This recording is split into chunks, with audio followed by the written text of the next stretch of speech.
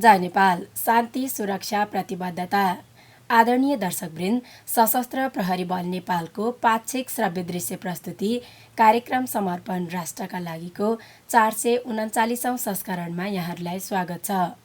कार्यक्रम सुरु गरौं सशस्त्र प्रहरी बल नेपालका विविध गतिविधिहरूको सारसंक्षेपबाट। नेपाल सरकार गृह मन्त्रालय माननीय उपप्रधान तथा गृहमन्त्री स्तरको गत आषाढ 29 गतेको निर्णयअनुसार सशस्त्र प्रहरी वरिष्ठ उपरीक्षक पदबाट सशस्त्र प्रहरी नायब महानिरीक्षक पदमा पदोन्नति हुनुभएका अधिकृतहरूलाई सशस्त्र प्रहरी महानिरीक्षक शैलेन्द्र खनालले दर्जानी चिन्ह प्रदान गर्नुभएको छ।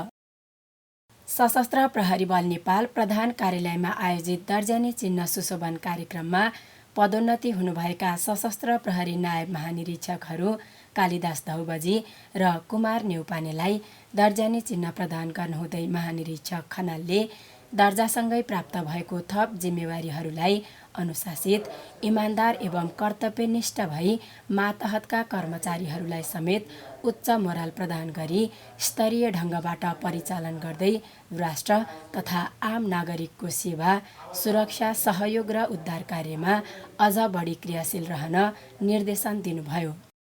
उक्त कार्यक्रममा सशस्त्र प्रहरी अतिरिक्त महानिरीक्षक द्वय पुष्पराम केसी र रामशरण पौडेल, सशस्त्र प्रहरी नायब महानिरीक्षकहरू लगायत बलका वरिष्ठ अधिकृतहरूको उपस्थिति रहेको थियो।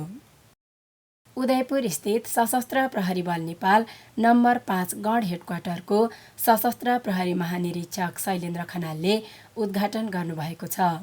सो अवसरमा महानिरीक्षक खनालले गढको स्थलगत निरीक्षण गर्नुहुँदै कार्यरत राष्ट्र सेवकहरूलाई निर्देशन समेत दिनुभएको थियो। सशस्त्र प्रहरी बल नेपाललाई बेरुजी फर्चोट कार्यमा उत्कृष्ट बनाउन प्रत्यक्ष रूपमा संलग्न सशस्त्र प्रहरी कर्मचारीहरूलाई सशस्त्र प्रहरी महानिरीक्षक शैलेन्द्र खनालले पुरस्कृत गर्नुभएको छ। बेरुजु फर्चोट कार्यमा उत्कृष्ट भूमिका निर्वाह गर्ने कर्मचारीहरूलाई पुरस्कृत गर्ने भनी नेपाल सरकारबाट निर्णय भए अनुरूप महानिरीक्षक खनालले जनही 8,000 रुपियाँ नगद र प्रशंसा पत्रसहित पुरस्कृत गर्नुभएको हो। यसअघि बेरुजु फर्चोट कार्यमा सशस्त्र प्रहरी बल नेपाल उत्कृष्ट हुन सफल भएकोमा सशस्त्र प्रहरी महानिरीक्षक शैलेन्द्र खनाललाई नगद तथा प्रशंसा पत्रसहित पुरस्कृत गरिएको थियो। सशस्त्र प्रहरी परिवार महिला सङ्घले नेपाल एपीएफ अस्पताल सङ्घको सहकार्यमा सशस्त्र प्रहरी बल नेपाल प्रधान कार्यालयमा गाइनेकोलोजिक हेल्थ इस्यु अवेरनेस प्रोग्राम सञ्चालन गरेको छ। सङ्घकी केन्द्रीय अध्यक्ष श्रीमती सरिता कडेल खनालको प्रमुख आतिथ्यतामा सम्पन्न उक्त कार्यक्रममा सङ्घका अन्य पदाधिकारीहरूको समेत उपस्थिति रहेको थियो।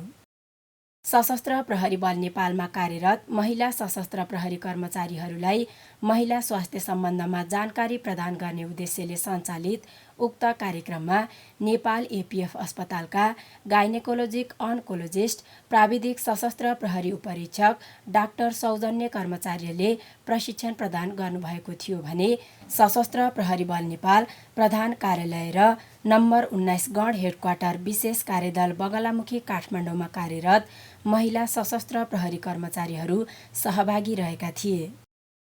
राष्ट्रिय सशस्त्र प्रहरी बल प्रशिक्षण प्रतिष्ठान मातातीर्थ काठमाडौँमा सञ्चालित सिसम 234 क सशस्त्र प्रहरी जवान आधारभूत तालिमको प्रतिष्ठानका कार्यकारी निर्देशक सशस्त्र प्रहरी नायब महानिरीक्षक खड्गबहादुर राईले प्रशिक्षार्थीहरूलाई निर्देशन दिनुहुँदै प्रथम प्रवचन गर्नुभएको छ। सशस्त्र प्रहरी बल नेपाल नम्बर 3 गढीमाई बाहिनी मुख्यालय मकवानपुरमा सञ्चालित सिसम 300 हुल तथा दङ्गा व्यवस्थापन तालिमको सोही बाहिनीका बाहिनीपति सशस्त्र प्रहरी नायब महानिरीक्षक मनदीप श्रेष्ठको प्रमुख आतिथ्यतामा प्रथम प्रवचन कार्यक्रम सम्पन्न भएको बाहिनीले जनाएको छ।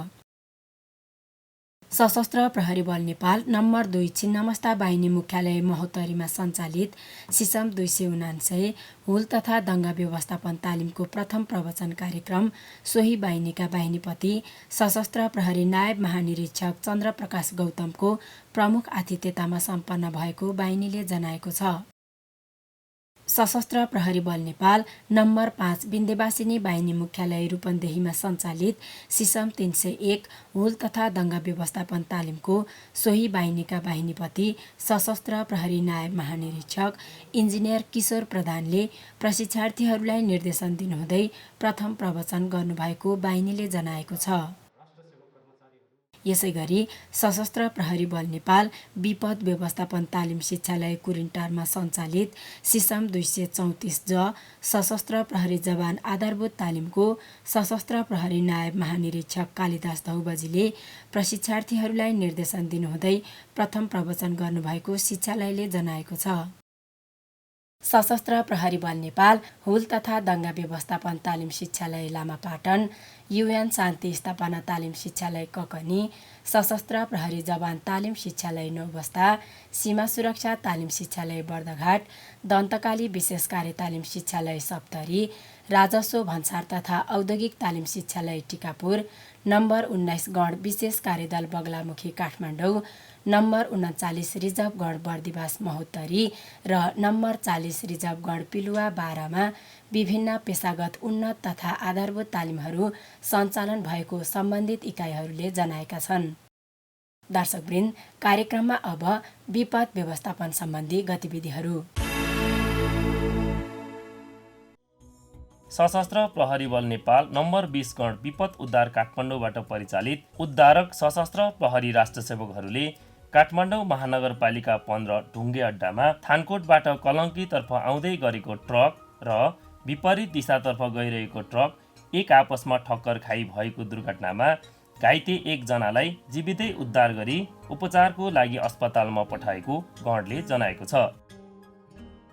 सशस्त्र प्रहरी बल नेपाल बोर्डर आउटपोस्ट चौठा मोरङबाट परिचालित सशस्त्र प्रहरी राष्ट्रसेवकहरूले रतुवामाई नगरपालिका 7 राजावास स्थित रतुवामाई खोलामा वर्षाको कारण पानीको बहाव बढ्न गई बाँध फुटेर डुबानमा परेका सिजुअजा गाउँका 20 घर परिवारलाई सुरक्षित स्थानमा स्थानान्तरण गरेको उक्त इकाइले जनाएको छ। दर्शकवृन्द, कार्यक्रममा अब बरामद सम्बन्धी गतिविधिहरू।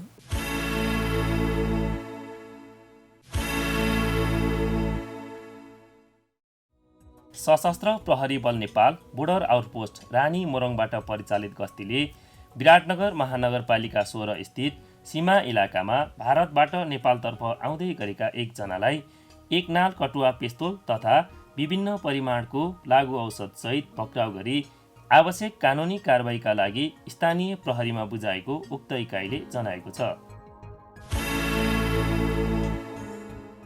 सशस्त्र प्रहरी बल नेपाल नम्बर 13 गण पर्सा तथा बोर्डर आउटपोस्ट ड्राइपोर्टबाट परिचालित सशस्त्र प्रहरी राष्ट्रसेवकहरूले वीरगञ्ज महानगरपालिका 17 अलौँ आइसिपी रोडबाट भारतीय नम्बर प्लेटको ट्रकमा लुकाई छिपाई नेपालबाट भारततर्फ लैजाँदै गरेको अवस्थामा करिब 247 केजी लागु औषधसहित उक्त ट्रक बरामद गरी आवश्यक कारबाहीको लागि सम्बन्धित निकायमा बुझाएको छ।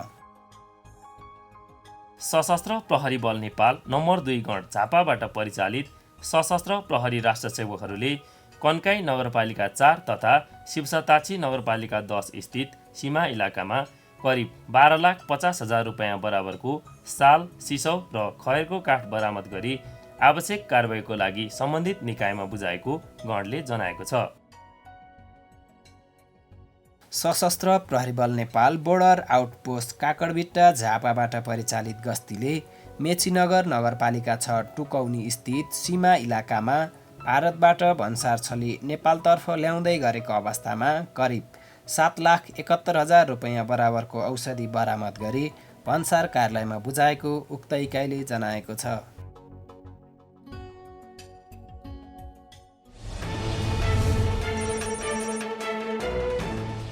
लकडाउन तथा निषेधाज्ञा खुकुलो भएसँगै आवत जावत तथा भिडभाड बढ्दै जाँदा कोभिड-19 को प्रकोप झनै बढ्न सक्छ। त्यसैले यसको प्रकोपबाट आफू बच्न र अरूलाई बचाउन सुरक्षा सावधानीका उपायहरू सधैँ अवलम्बन गरौँ। यदि कोही व्यक्तिमा ज्वरो आउने, खोकी लाग्ने, श्वास फेर्न गाह्रो हुने, घाँटी दुख्ने, टाउको दुख्ने, स्वाद र गन्ध हराउने जस्ता लक्षणहरू देखिएका छन् भने तुरुन्तै कोभिड-19 परीक्षण गरौँ। परीक्षणको नतिजा नआउँदासम्म आफूलाई आइसोलेसनमा राखौँ र रिपोर्ट पोजिटिभ आएमा चिकित्सकको सल्लाहमा कम्तीमा 10 दिन अनिवार्य रूपमा आइसोलेसनमा बसौँ।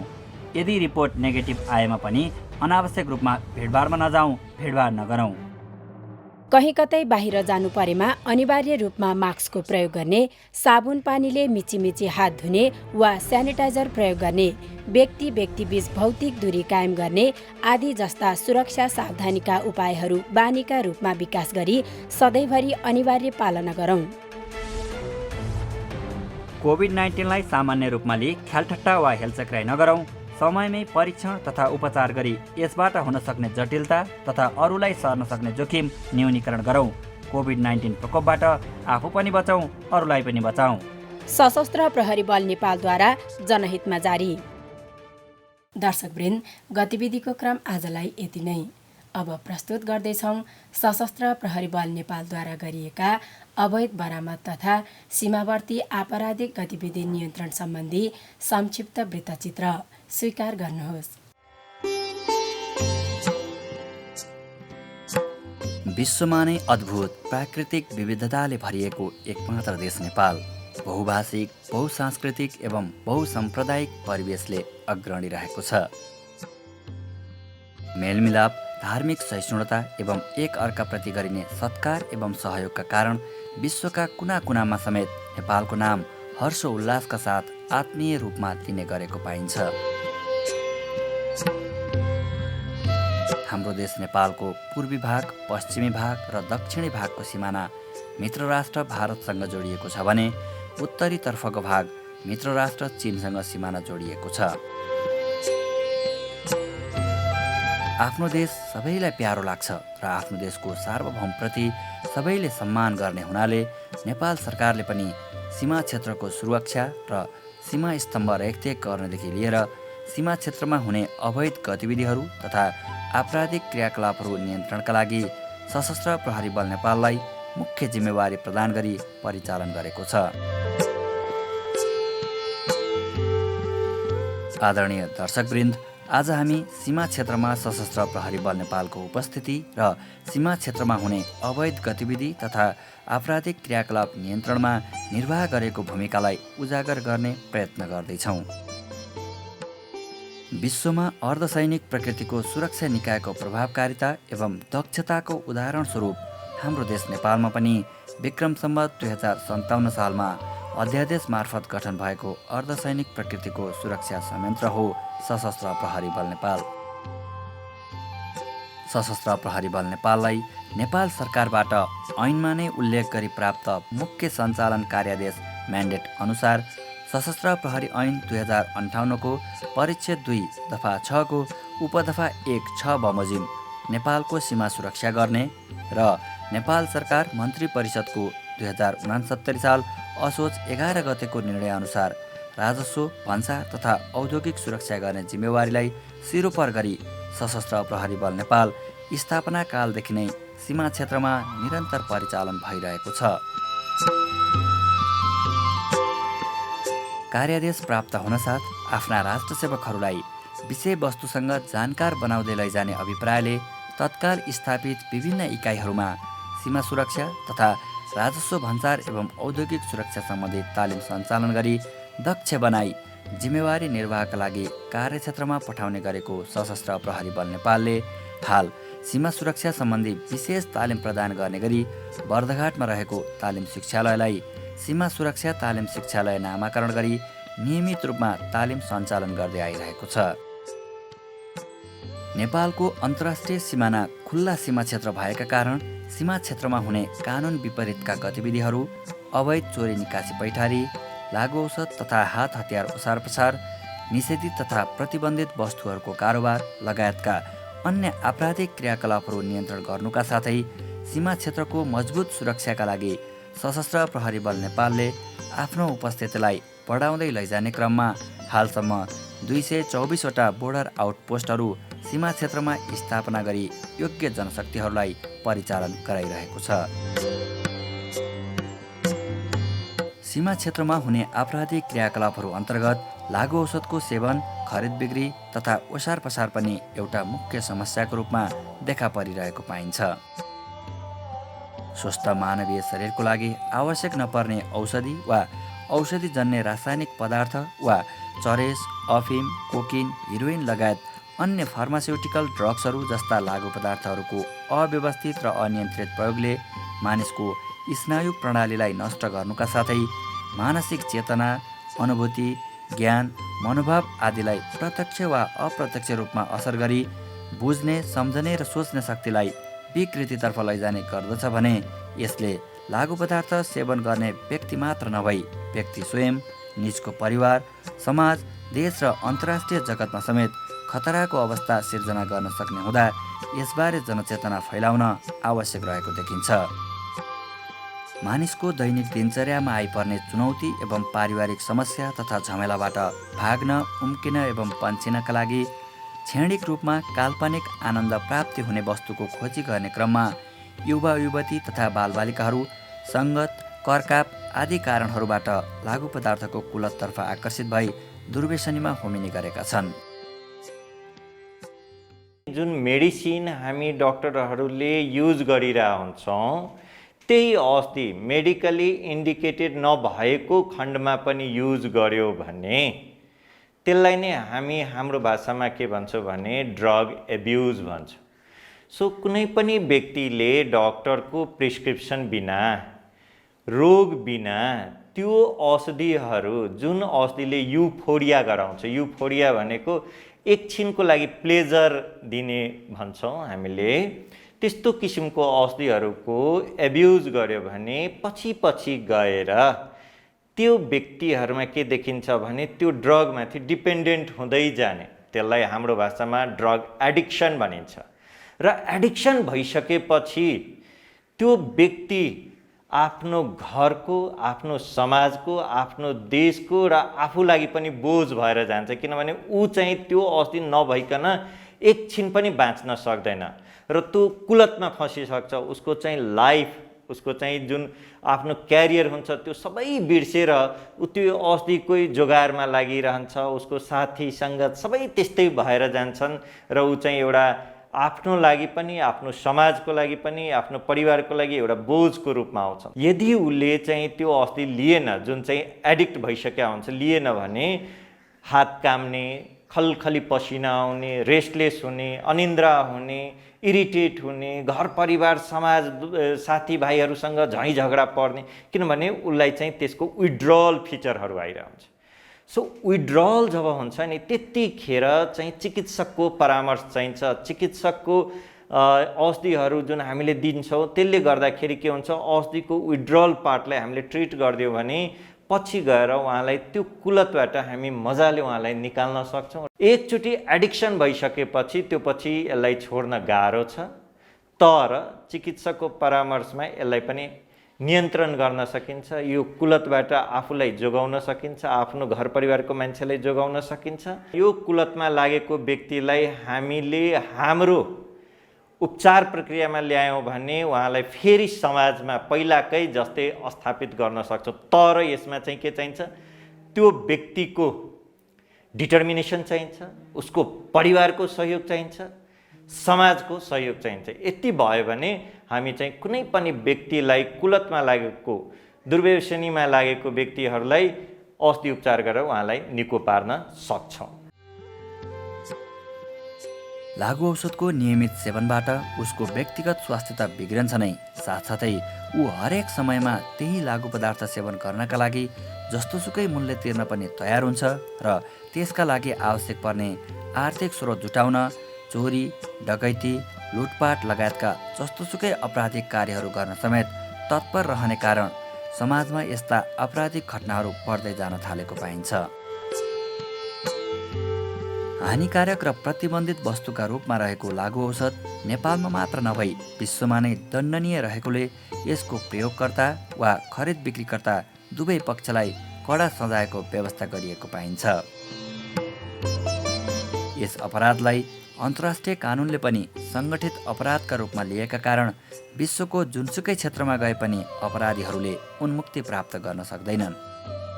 कानुनद्वारा निषेधित लागु औषधको ओसारपसार, उत्पादन तथा बिक्री वितरण र सेवन कार्यलाई पूर्ण रूपमा नियन्त्रण गर्नका लागि सशस्त्र प्रहरी बल नेपालले देशभर आफ्ना राष्ट्र सेवकहरूलाई निरन्तर परिचालन गराइरहेको छ।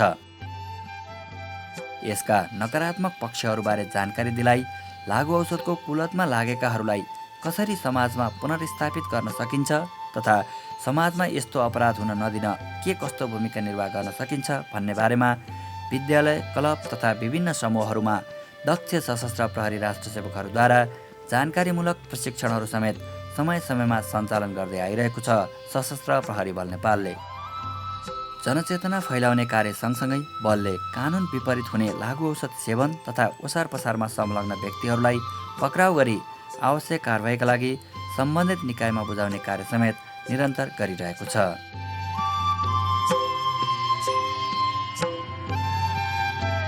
आर्थिक वर्ष 2077-78 मात्र सशस्त्र प्रहरी बल नेपालले सीमा क्षेत्रसहित देशभरबाट 425 जना लागु औषध कारोबारीहरूलाई पक्राउ गर्यो भने चरेस 126 KG, brown sugar 1677 gram, nitrogen 5605 tablet, नाइट्रोभेट 10460 tablet, Lupigesic 1603 tablet, diazepam 7040 tablet, नुफिन 7944 ट्याब्लेट, फेनरागन 5584 ट्याब्लेट, कोरेक्स 1295 बोतल, एभिल 147 बोतल, स्पाइस्मो प्रोक्सिभन 3191 ट्याब्लेट लगायतका विभिन्न प्रकृतिका लागु औषधहरू बरामद गरी सम्बन्धित निकायमा बुझाएको छ। अवैध तथा आपराधिक गतिविधि नियन्त्रण गरी शान्ति सुरक्षा कायम गर्ने कार्यका साथसाथै सीमा सुरक्षाका लागि अहोरात्र परिचालित सशस्त्र प्रहरी बल नेपालले गत आर्थिक वर्षमा मात्र 96,77,000 भन्दा बढी मूल्य बराबरको अवैध सुनचाँदी बरामद गरी सम्बन्धित निकायमा बुझाएको थियो भने अवैध रूपमा ओसार पसार गरिएका 4,79,49,000 भन्दा बढी नेपाली तथा भारू नगद रुपैयाँ बरामद गरी सम्बन्धित निकायमा बुझाएको थियो। यसैगरी सशस्त्र प्रहरी बल नेपालले भारतबाट भन्सारछली अवैध रूपमा नेपालतर्फ भित्र्याउँदै गरेका र नेपालबाट भारततर्फ अवैध रूपमा निकासी गर्दै गरेको अवस्थामा विभिन्न परिमाणका लत्ता कपडा, किराना सामान, मोटर पार्ट्स, इलेक्ट्रोनिक सामान, वन पैदावार लगायतका करिब 75,49,28,000 भन्दा बढी मूल्य बराबरको अवैध सामानहरू बरामद गरी सम्बन्धित कार्यालयमा दाखिला गरेको छ। सीमा क्षेत्रका साथै देशभर हुने अवैध हात हतियार तथा विस्फोटक पदार्थ नियन्त्रणमा पनि बलले सक्रियताका साथ कार्य गर्दै आइरहेको छ। गत आर्थिक वर्षमा देशभरबाट परिचालित सशस्त्र प्रहरी बल नेपालका राष्ट्र सेवकहरूले 13 वटा पेस्तोल, 29 वटा भरुवा तथा एयर बन्दुक, 6 वटा म्यागजिन, 143 वटा राउन्ड, डेटोनेटर 30 मिटर, छर्रा 755 वटा लगायत अन्य विस्फोटक पदार्थहरू समेत बरामद गरी आवश्यक कारबाहीका लागि नेपाल प्रहरीलाई बुझाएको छ। सीमावर्ती क्षेत्रहरूमा हुने अवैध ओसार पसार तथा आपराधिक क्रियाकलाप नियन्त्रणका लागि सशस्त्र प्रहरी बल नेपालको परिचालनलाई अझै प्रभावकारी बनाउन प्रत्यक्ष रूपमा ड्युटी परिचालन गरी सीमा क्षेत्रको अहोरात्र पहरेदारी गर्नुका साथै सीमावर्ती क्षेत्रमा रहेका सशस्त्र प्रहरी बल नेपालका इकाइहरूमा सीसीटीभी क्यामेरा जडान गरी निरन्तर निगरानी गर्ने प्रक्रिया समेत थालनी गरेको सशस्त्र प्रहरी बल नेपाल शान्ति सुरक्षा र अमन चयन कायम गराउने कुरामा दृढ प्रतिबद्ध रहेको छ।